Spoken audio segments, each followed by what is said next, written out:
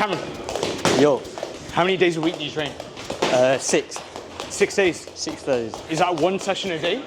No, so Mondays, Wednesdays and Fridays we'll do a run in the morning. I like morning runs. Empty stomach, fresh in the air, especially right now. When you say morning, are we talking about like 11 a.m. or real morning?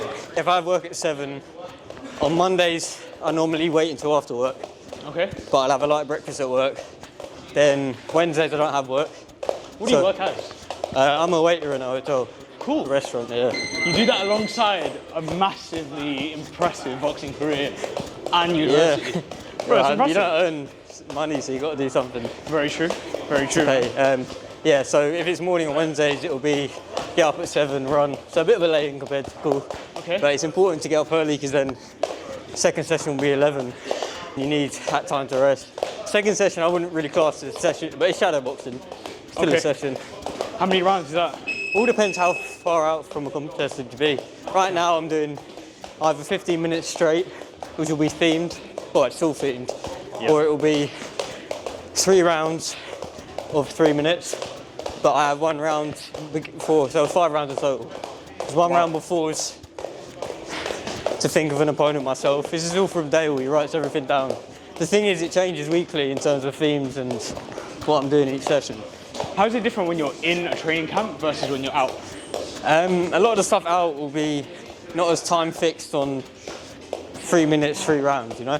Okay. And also it'll be less focused on a certain opponent or style, more focused on various styles, trying new things, and enjoying learning. Are you able to actually prep for an opponent? Or do you always just find out who the opponent is on the day? I mean, you could prep for different styles, different intensities of fighters, but at the end of the day, you can do all your homework and you never know what the exam's going to be. So it's like, some people can change as well. People could do homework on me and then we could have a different game plan. So yeah, that's true. You just got to be ready for anything. The drills and that are diverse because you've got to be able to adapt very quickly to a different style. Training then focused on being the best you can be at your style? Yeah, and also being versatile. Adapting to, keeping your style, but adapting to different types of opponents, different types of intensities of a fight. So what does that training look like then after, in a week, on a day that you're not running? Not running, it'll really come here, do normally about 2-3k run to warm up. And it'll be mobilisation, stretching for about 15-20 minutes. Okay. Which is important. What do you do for your stretches, by the way? What are you into? I do a lot of dynamic stretches at the beginning. Yep. I warm up my legs for a good 10-15 minutes. It'll be sort of heel flicks, high knees, and I'll do a bit of football stuff like open the gates, close the gates, leg swings. And I'll do quite a bit. I started to do some more hip stuff because more rotation in your hips, just having more fluidity in the rotation. Having stiff hips it's not nice. How does it translate in boxing though? Oh, because power of punches and just correct punching is all about rotation and torque. Yep. Everything from your bottom of your feet up until your shoulders, it's all about rotation.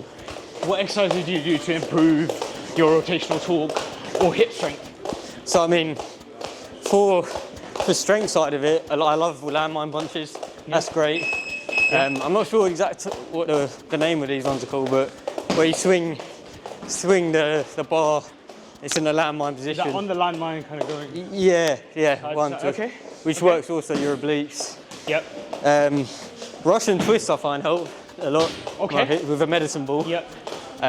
So a lot of those core mobility work. Core is massive in it, as well. Yeah. Because a lot of back problems come from a weak core as well. What do you do to recover, by the way? Recover? Yeah, what do you do to like relax? I think the biggest thing I've learned over the years is just to rest, which is something I find hard, I still do find hard. You love waking up early and moving straight away? I love just, as soon as I wake up, don't get me wrong, my rest day I have a nice lay in. I do enjoy, chilling out, seeing my dog and stuff. If I'm awake, I want to be doing something. Are you still moving then on your days off? Oh yeah, because if I'm working then I'm doing 20,000-25,000 at work, steps. If I'm not working, I'll be going for a long dog walk. I'm not allowed to do any runs or swimming though, because I got banned from that. So how come? It doesn't actually help. It's just more of an addiction to exercise. What's the day of the week for your training Yeah. that you'll perform and you need to have a rest day after? Like, what Saturdays, happens sparring days, normally have a rest day after that, or an active recovery I find Yeah. more useful. I find going for a little, very slow, long jog, or a swim. Swimming is a massive thing I introduced a couple of years back. Yeah. That is so therapeutic for your mind as well. How do you structure swimming, by the way? Are you running laps or sprints? Yeah, laps. So I normally do between 30 and 50 lengths. Oh, 25 meters. Yeah, if it's an active recovery day, I do about 30 at my own pace. And then on a swimming day, it will be 50, but sometimes I split them into 10s and do 10 fast. Have like a minute and then another 10 fast. Fast for me, I'm not the quickest swimmer, but it's all about efforts put in. So how many days a week are you sparring where you need that recovery? It'll only be one. Only one? Only one where it's open spar, yeah. Some tech work occasionally, but it'll be over sparring. That's something that me and Dale have discussed a lot. He didn't used to let me spar at all when I first joined. He wanted me to just work on tech, which at the time I was angry about, but I wanted to take me back to basics. Make me learn everything from the beginning because there's flaws he wanted to correct in me. Yeah. And it took time, but it was very, very much worth it. And then when sparring commenced with competitions again, we started just doing one spar a week, 4 rounds max. Does the amount of sparring change then as you get closer to the actual competition date? I'd say sometimes if I'm not going to fight in mind, I might be able to spar twice a week. But if anything, it gets less. Because he wants to think about a fight day, you've got 3 rounds, 3 minutes, that's it. You can't go and do another round if you don't think it went well. So, whereas I used to do 6 to 8 rounds, well, it would be 4 to 5 max now. That's actually really good to hear because you will see a lot of young boxers going out to spar multiple times a week. If you gave me stamina for 6 rounds, but then you're only in there for 3, you want to be putting that effort into 3 rounds. Yep. And also, don't get me wrong, I don't like getting hit, but we all get hit. Yep. And taking that toll over time, I plan for longevity. I want to come out here still speaking, still thinking. That's a really good point around having quality reps. Yeah, Quantity, exactly. right? That's where a lot of pros get a brain damage and stuff. It's not all just in the ring. It's in the ring, but in sparring. Yeah, but doing outside of sparring, hundreds of rounds. Outside the sparring, rest is important. Reading stuff away. I find anything to do with a screen doesn't help me very much. You're mentally training outside of the gym. Yeah. And you're protecting your head as well. Exactly. So I love doing crosswords. Yeah. Stuff that keeps your brain stimulated but doesn't exhaust you, you know? And obviously with uni work it's already pretty tiring. Is there like a certain type of diet plan that you follow to firstly nurture your brain, but also improve your stamina and your endurance in the gym? So I used to have quite a strict plan to making weight. Whereas over time, I just started following the things that are good for me and I started to like them. Yeah. Stuff like porridge in the morning you can't beat, in my opinion. Okay. After a run, porridge with a handful of nuts, blueberries, raspberries, all fresh stuff. It's the best thing you can have. Then I'd say mid-morning snack after my shadow boxing would be a bit of toast, a couple of slices of toast, peanut butter and banana. Yeah. And then lunchtime, I have chicken and rice in a million ways. I'd have it with paprika, peri-peri, Cajun. I love it. And then always introduce vegetables into every meal.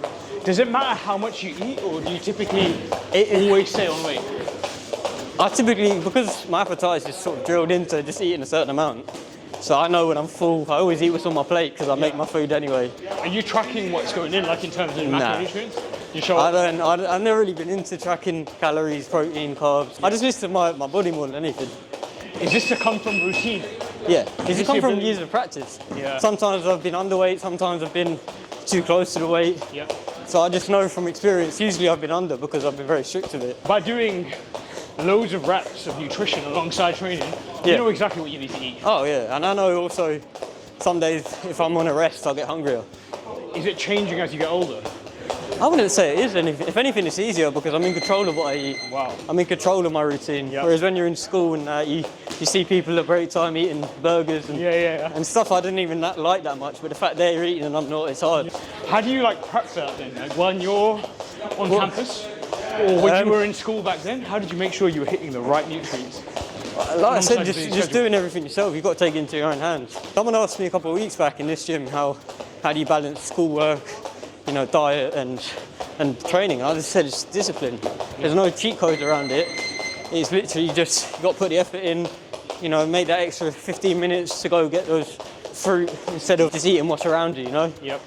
And just prepping it all yourself. You can't rely. I've done it a lot where I've relied on you know, this certain restaurant having this for my lunch and they don't have it, it's out, and then I'm a bit confused what to have, so I just prep it myself.